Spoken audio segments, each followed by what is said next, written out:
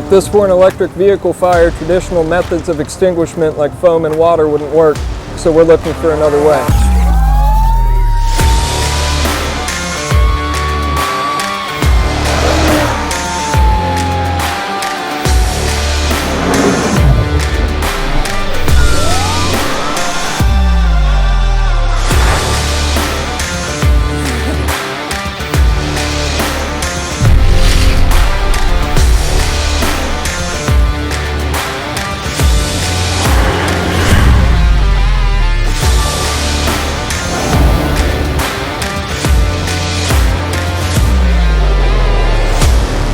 By deploying the fire blanket, you're able to control and isolate the toxic gases and smoke, enabling you to safely deal with EV fires. It covers the vehicle quickly and gets us out of the roadway or the hazard area.